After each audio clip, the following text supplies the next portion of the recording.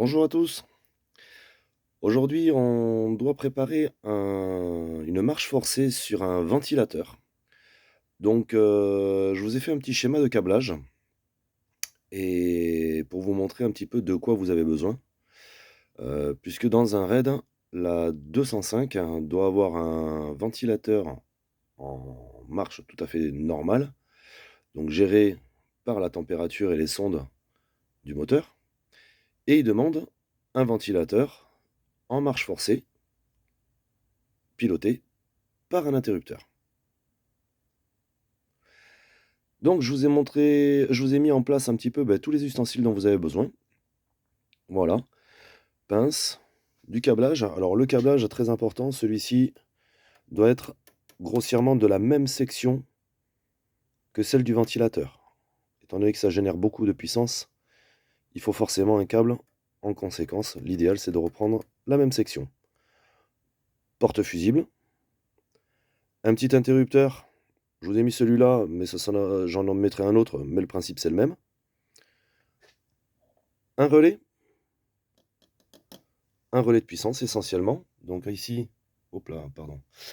Ici, on voit la bobine avec un interrupteur juste là, de l'étain, un fer à souder, un câblage pour l'interrupteur, puisque ça génère beaucoup moins de puissance, donc forcément une section qui est beaucoup plus fine, des raccords et de la gaine thermo. Sur notre petit papier, je vous ai mis donc en quoi consiste exactement le branchement donc d'un ventilateur.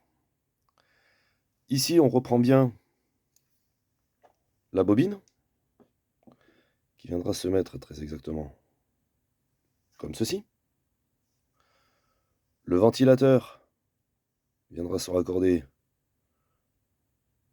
sur cette bobine-là, sur cette ligne en fait. Ensuite, on revient sur l'alimentation. On remonte par notre porte fusible, qu'on aura ici. L'interrupteur, ici. Et ensuite, comme je vous ai dit, le câblage qui viendra se raccorder donc sur la borne 30 et 87, circuit de puissance. Circuit de commande, petite section, un petit fil. Voilà, maintenant, reste plus qu'à faire.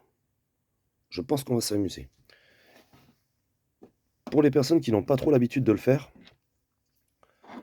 ici on peut s'aider à marquer les bornes 30, 87,